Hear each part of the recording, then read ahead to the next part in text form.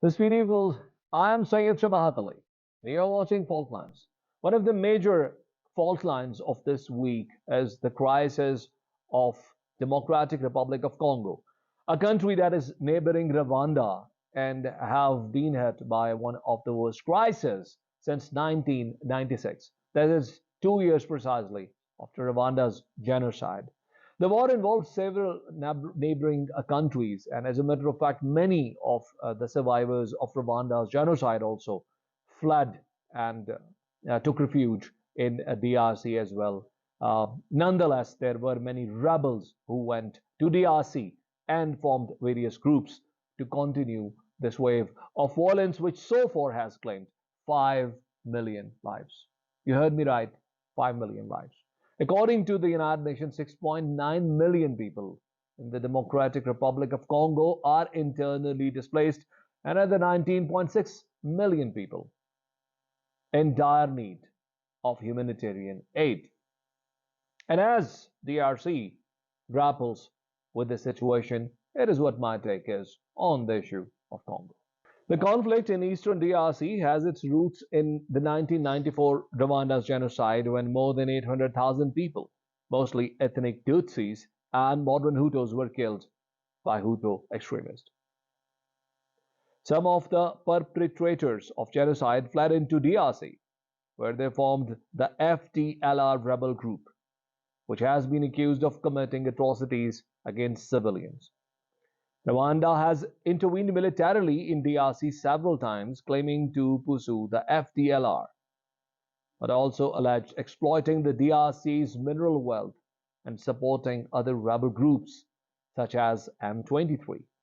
The M23 was a Tutsi-led rebel group that emerged in 2012 and briefly captured the city of Goma in 2013 before signing a peace deal with DRC's government. However, the M23 resumed fighting in late 2021 after accusing the DRC of violating the peace agreement and receiving support from Rwanda. The DRC has also accused Rwanda of shooting down one of its fighter jets in January 2024, calling it an act of war. The United States and the United Nations have urged both countries to avoid further escalating the crisis and resume diplomatic dialogue. The conflict in eastern DRC has displaced nearly 7 million people in the past 3 decades. On Tuesday, the United Nations called for $2.6 billion in aid to provide life-saving assistance and protection to 8.7 million people.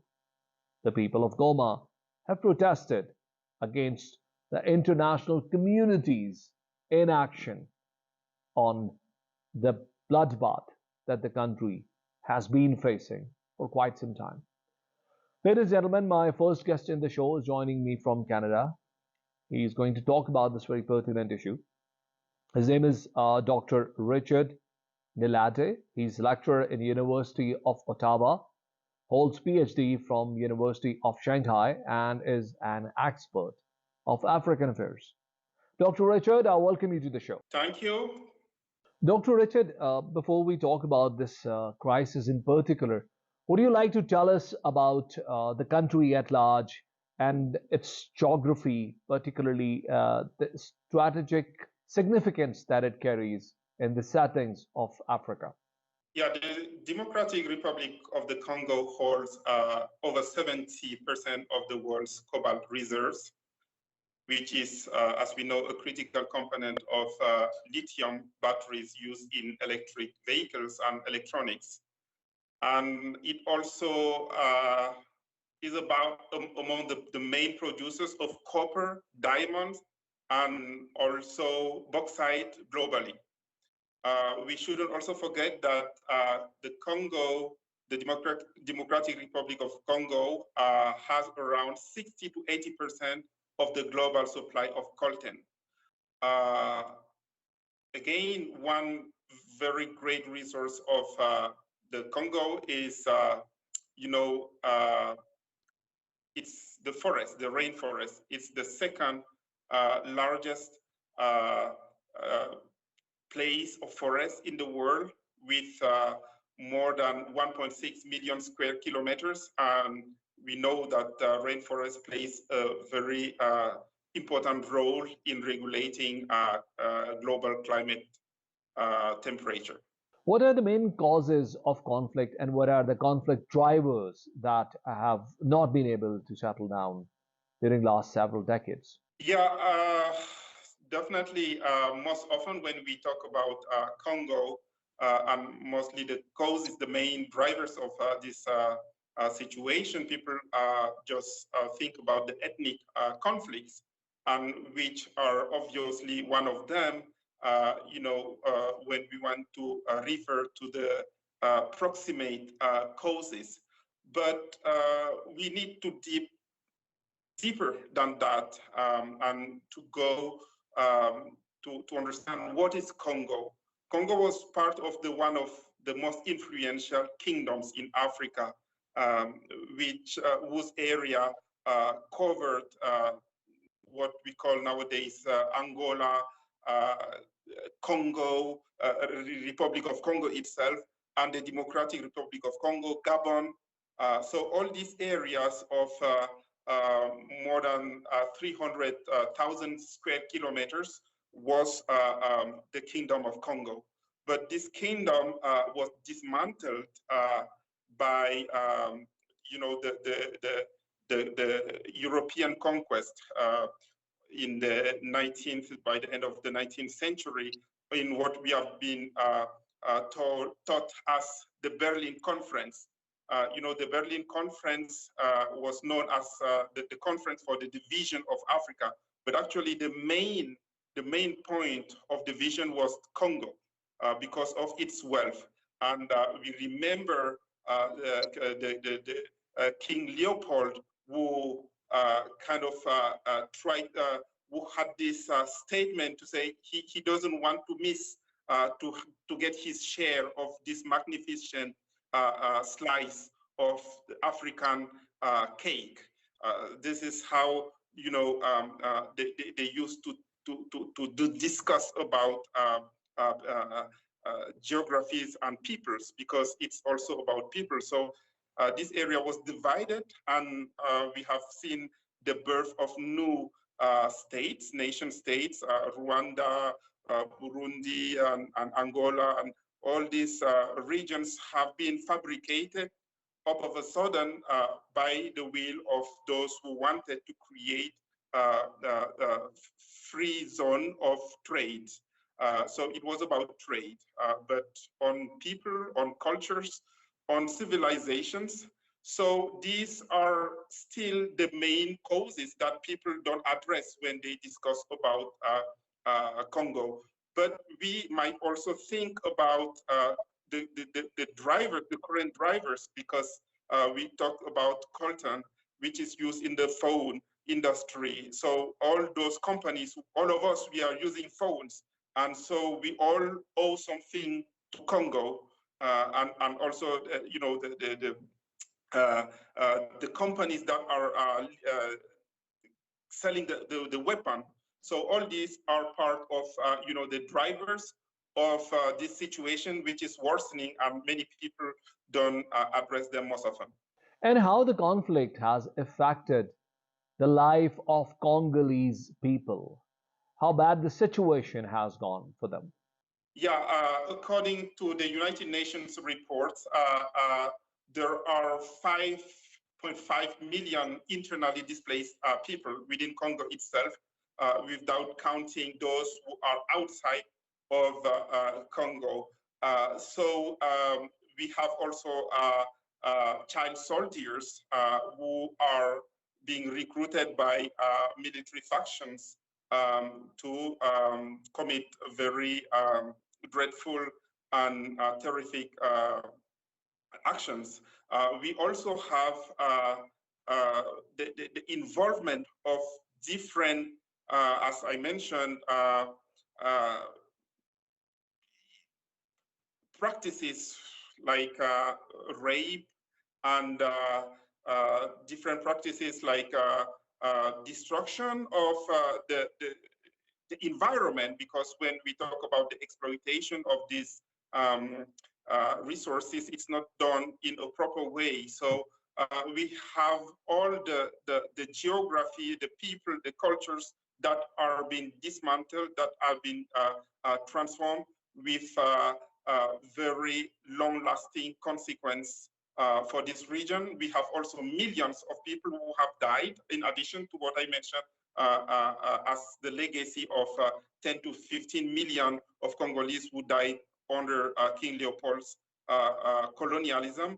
There are still many who are dying in this region due to the practices, be it in terms of exploitation of resources or side practices such as sexual violence and recruitment of child soldiers.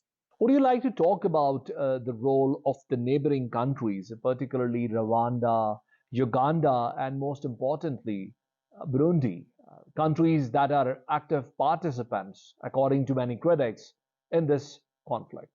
The reality, according to what we hear from some Congolese friends, is instead a mistrust of international actors, be it international NGOs or international bodies like the UN, MONUSCO, and all those neighboring actors. The Congolese started to understand that their problem is not well presented, is not even heard, which has made kind of a feeling of despair and a feeling of unfairness, because they have seen the global reaction, the media reaction when it was about the conflict in Ukraine, or the current conflict in between Hamas and Israel. There have been a global mobilization that Congolese have been dying in millions, and we haven't, at least from what they say, they haven't seen such a global mobilization. So basically, there is a distrust with regards to these international bodies. They feel that they don't do anything, and some of them who are more critical think that it is the same actors who created the division of Congo and Africa, and who are the main dominant forces in the UN, and definitely their presence wouldn't be to arrange what they have destroyed. It's instead to worsen or to maintain the status quo. What are the challenges for peace building? And do you see any opportunities in the line of sight as well? The reality, we haven't seen a global will to solve the situation diplomatically, just because, as some presented, those who benefit, the stakeholders in this situation, have not decided, have not even taken the reality, have not taken the reality of them being called to respond for their acts, from the colonial legacy to the current multinationals who are benefiting from the chaos that is going on there. So so long as these people, this organization, these different interests, be it from the BRIC nations as you presented, or the former Western colonial powers, there are so many people who are benefiting from it. So the challenges is the awareness of how humanity has been harming the Congo, because it's not a matter of Congolese, the Hutus and the Tutsi and rebel groups, or no, it is a global phenomenon. Congo is the lung of humanity with its forests, but also through its resources, coltan, cobalt, diamond, and gold. We all are indebted to the Congo, but there is no will to take awareness of it and to address and to repair. So the main challenge is to bring the world to a reparation process. And this takes not only the leaders, but all of us who are in a way benefiting from what is going on in Congo. Dr. Richard, how do you think the United Nations and the other actors of the international community who work on the peace building have responded to this very dire crisis unfolding in DRC?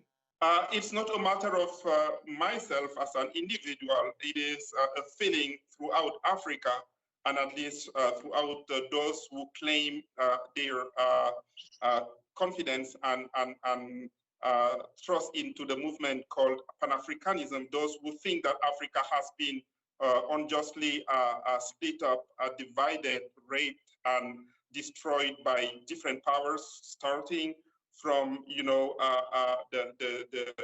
Arab conquest in the northern part, and then continued with the Western, and now comes the Chinese. So the reality is that we so many Africans don't believe anymore in those foreign interventions, be it UN or its affiliates or any other organization, because we have seen MONUSCO, but also MONUSMA in Mali, in Central African Republic, but the result has been failure, if not a worsening of the situation. And as you may have heard, that in Mali, Niger, and Burkina Faso, there is a Sahel state organization, because people have understood that they can't confide their destiny to foreign powers. They have to defend themselves and unite. So the reality, very few among Africans believe in these international bodies to be the solution, because it is the same powers that divided that are still the most influential organizers of the UN and all those international bodies, and they don't have any intention to address the chaos. So yeah, I'm pessimistic, and I think I'm not alone. We are so many young Africans who think that so long as there is no reform, so long as Africa doesn't have a veto at the UN Council, Security Council, then it is all about perpetuating the same legacy of exploitation, of domination that followed slave trade, that followed colonialism, that is following neocolonialism. There is no will to change. So unfortunately, we are really disappointed with what is happening currently, and the sentiment is growing. It's just the start, and we hope the international community will wake up and listen to our humanity that has been raped for many centuries. And what should be the ideal course of action for the DRC's government to handle this very challenge that they have in hand? Going forward, it is to make every Congolese be aware that their salvation is neither from the West nor from the East.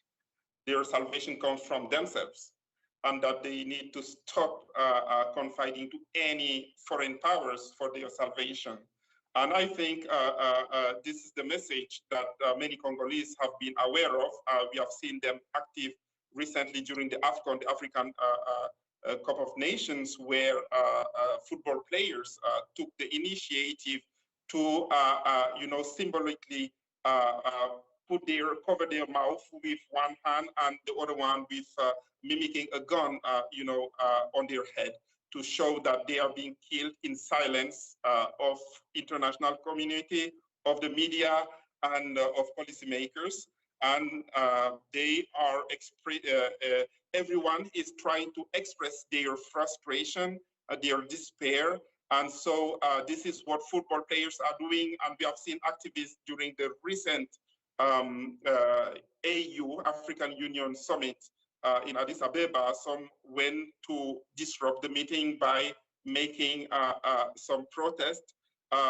These kind of actions are to be encouraged, despite what people might think, because it is about millions of human lives that are being destroyed without any regard, and people are benefiting, and we know who are the main stakeholders in this dreadful business, and they are not questioned.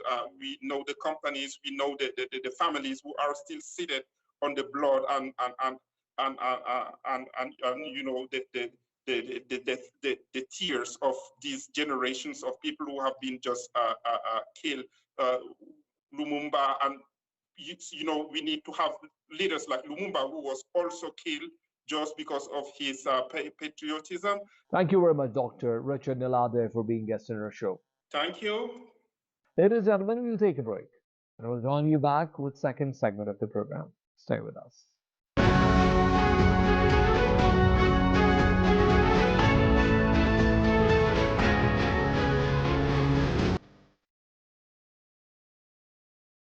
Welcome back, ladies and gentlemen. Let's talk about the genocide in Gaza. The atrocities in Gaza continue. Children, elderly, women, men, all are butchered by phosphorus bombs, by missiles, by drone strikes, as the world shamelessly and silently observes what Israel is doing. To add further into the crisis, the United States has once again vetoed a ceasefire resolution in the United Nations. To talk about this very pertinent subject, my first guest is Mr. Ahmed Zaki, who's joining me over the phone from Somaliland. Ahmed, I welcome you to the show. Ahmed, tell us about what do you believe to be the strategy of the Israeli government? Are they looking to fully wipe out the Arab population, which is consisting of more than 2 million people from the Strip of Gaza? Thank you, Mr. Shabahat, for having me in your program. As you know that it's true that Israel is trying to build a Jewish settlement in Palestine, and they are trying to eliminate or eradicate all Arabs or non-Jewish residences in Palestinian land. That's why they are making unacceptable actions against Gaza and also in West Bank. And as you know that Israel have never been respected any sort of international conventions or international rule. So all they care is that if they can have it through power, they will do, no matter how much crisis or no matter how much pressure they are going to face from the rest of the world, because they know that America is in their side. Do you find it to be a moral failure of the international community at large? That includes the United Nations, as we have not been able to stop this genocide in Gaza. Mr. Shabahat, as you know, that the international institutions have been built to avoid international conflicts. But since the Israel issue arise, you can understand now that it's extremely difficult that the UN can put any sort of pressure on Israel to obey the rules of international law. That means that we are in a collapse of international system, and that shows that it's not the failure of morality in international society, but it's a failure of leadership in the global leaders of today, that because they are just kidnapped or they have been taken ransom for the international cooperations who make them helpless. Even the President of the United States cannot take any action against the international cooperation's interests, and that is the main reason that no international rule or international organization have any sort of influence in the Israel-Palestinian conflict. Zaki, China has also signaled its discomfort with the United States consistently trying to fail any effort, any attempt of having a ceasefire through a UN resolution. Do you see an opportunity in that? As you know, Mr. Shabahat, China have a sort of a policy that shows that they have no interest whatsoever in any sort of a conflict, whether it's a regional or whether it's a global. So they always avoid any sort of a conflict. They are showing that they are reliable business partners of every country. They don't want to have an enemy of any country. So and that there is no progress from Chinese side as long as there is no coercive power from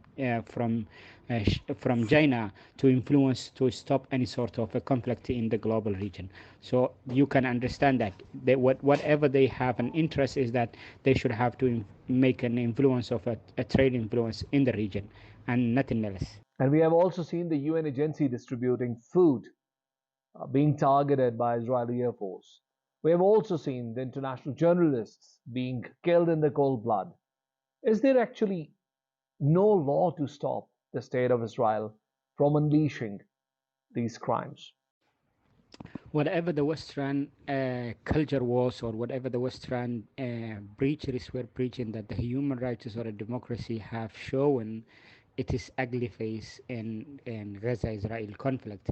That shows that even the UN organization is who was supposed to help the Palestinian who were already facing a catastrophic humanitarian crisis that have ever unfolded since the Second World War. That shows that even they are causing for Palestinians like more wars than the genocide that take place, Holocaust genocide against the Jewish in the in Germany. So here you can understand that it's not only the UN agencies, and it's those who are sponsoring the UN agencies to spend the money on Palestinian. That is the people who are creating this sort of madness and chaos in the region, and it's the only thing that they are getting out of that is that they are testing their weapons on the innocent Palestinian people because they have no help from whatsoever from the rest of the world. And we can see how helpless the Palestinian people and the people surrounding in that region are today. Thank you, Ahmed Zaki, for being guest in our show. Ladies and gentlemen, let's quickly move on to the last guest of the show. His name is Dr. Muhannad Ayyash. He is professor of sociology at Mount Royal University of Canada and is joining me on video call. Ayyash, I welcome you to the show. We still do not see an end of Gaza's genocide. What do you think Israel is looking for? What is the end game of this crisis that has unfolded? The Israeli state is trying to colonize as much of the Gaza Strip as possible and expel as many Palestinians as possible from the Gaza Strip. That is their goal. It has been their goal since day one. I don't know if they'll be able to achieve it, but that is certainly their goal. It's not a war against Hamas. It's not a war that is trying to just eliminate, quote unquote, Hamas. It is trying to eliminate Palestinian existence on the land. That's the goal of the Israeli state since its founding, is to create exclusive Israeli Jewish sovereignty from the river to the sea. And that means maximum lands with minimum Arabs and minimum Palestinians.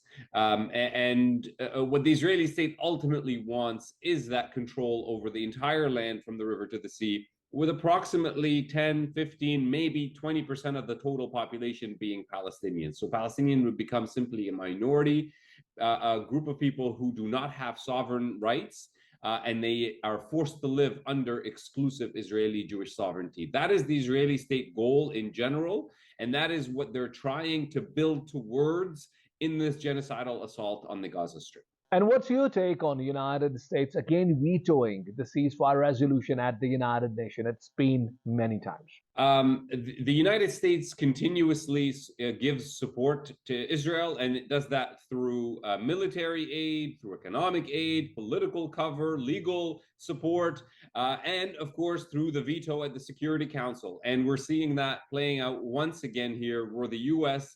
is protecting the Israeli state at the Security Council, preventing any kind of resolution from being passed that would put limits on the Israeli state in its genocidal operation. The United States is actively participating in the genocide of the Palestinian people.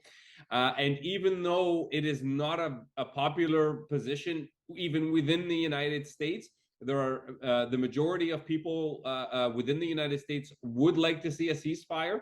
The United States government is not responding to grassroots pressure. It's not responding to public opinion. It believes that its imperial interests in the region are too important, are too much aligned with what the Israeli state is doing.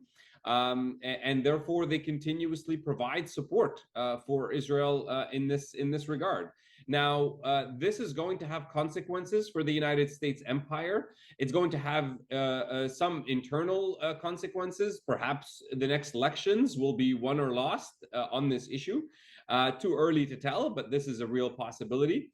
But more importantly, it's going to continue to have significant consequences for the U.S. empire on the international stage. I do believe that many countries around the world are increasingly looking for a way out of their dependence on American power. They see American power for what it is. It is a form of power that does not rest on any higher ideals or morals or values. It is pure, naked self-interest that guides American action and American involvement in the world. And many countries around the world are sick of it and have had enough of the violence and destruction that the U.S. empire brings to many parts of the world. And I do think that in the long run, this episode here, this event of genocide and the American support for it will affect the influence and role of the United States in the world moving forward. And quite frankly, that cannot come soon enough. We don't need a world that is being dominated by a superpower like the United States or any other superpower for that matter. We do need a multipolar world and a more democratic world order. Professor Ayyash, European Union have started to show the signs of stress and discomfort with regards to the US's strategy with regards to Israel. What's your take on that? You do see more signs of discontent from the European Union, but it's not enough. Words of condemnation are not enough. The European Union has not taken any significant economic action or political action or legal action for that matter to put pressure on the Israeli state. So unless you are trying to actively put pressure on the Israeli state, then all you're doing is saying some things and releasing statements that have no real effect at the end of it. The European Union can do much more. They can place real economic pressure on the Israeli state, and they are not doing that. So as far as I'm concerned, the EU is complicit in the genocide and is entirely failing to stop it at this moment, not because they can't stop it, but because they choose not to. Whereas South Africa has done a lot. It has brought or tried to bring Israel to the International Court of Justice. There are many who are criticizing South Africa as well. What's your take on that? South Africa's case at the International Court of Justice is one of the bright spots in all of this when it comes to state action. It's one of the few states that has tried to take serious action to stop the genocide. Of course, the states that have supported the South Africa case are also doing something, at least, to oppose the genocide. But much credit should go to South Africa as being one of the few states that is going out of its way and taking some risks in really challenging the Israeli state and its American ally. I would also want to have your attention on Israeli Prime Minister's statement that has become a headline in this part of the world, at least, wherein he has said that Israel is above any international law. What do you conclude of it? The Israeli government has always acted as if they are above the law, and there is no path here where an Israeli prime minister all of a sudden sees the light and starts to obey international law and uphold moral values. They've had 75 years to do that, and not one Israeli prime minister has followed this path. And certainly nothing on the horizon now indicates that an Israeli prime minister would follow the path of international law or morality or justice. Without economic, political, and legal pressure on the Israeli state, change will not come about. And the United Nations has not been able to save the lives of its very workers working to provide food to the hungry people of Gaza. What's your take on that? The United Nations is limited in what it is able to do, and but they can also be doing more. I know they are trying to put pressure on Israel through diplomatic effort that have no teeth in them. As far as I'm concerned, the United Nations the part that the United Nations and its institutions can do more of is to call for a boycott and sanctions against the Israeli state. Once again, without economic pressure, the Israeli state will not change its path. It only responds to pressure. At this point, the Israeli government looks at the world situation and goes, well, I can get away with this. Why won't I continue to do this a genocide? If I'm getting away with it, then I'm going to continue to do it. So we have to change that calculation for them. So the United Nations has to come out and say, okay, the states around the world should stop doing business with the Israeli state. Otherwise, it will not change its behavior. Otherwise, it will not stop the genocide. So this is the only path. There's really only two options here: economic, political, and legal isolation of the Israeli state, or war and genocide. There's no third option.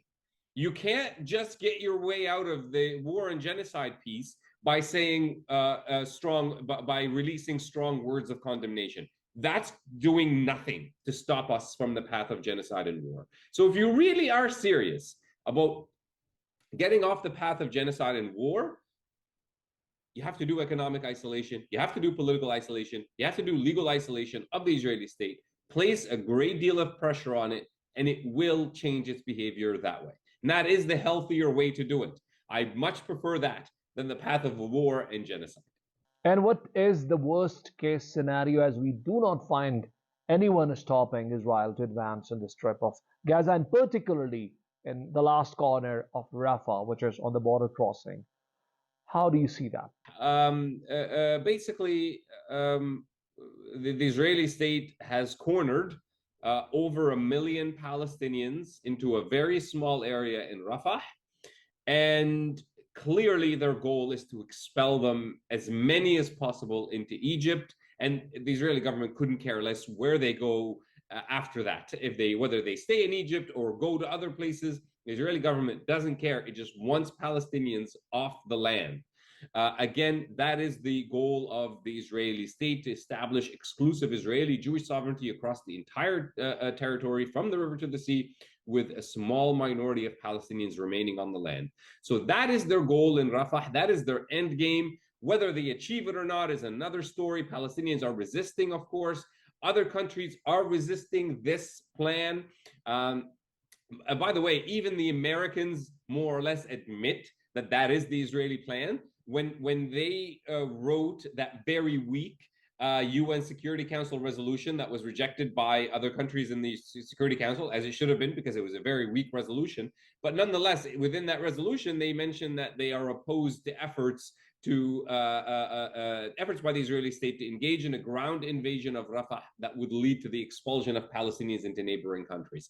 The United States doesn't put that language in a Security Council resolution if it doesn't know for sure that that is in fact the Israeli plan. And don't be mistaken by anything here. The American government and the American military knows exactly what it is that the Israeli state aims to do. And they do know that it is against their own interest to have that actually happen. But again, so all options on the table. This might happen, it might not happen. But what we do know for sure is that the Israeli state wants that to happen. And unless the Israeli state is pressured, that is what they are going to continue to do. Thank you very much for being guest in our show, Professor Ayyash. Ladies and gentlemen, the atrocities, the genocide, the killing in cold blood continues in Gaza while we sit in the comfort of our homes. And so is the international community. And so is every other organization responsible to bring peace in this world. We'll join you next week with another program. And until then, Allah Hafiz.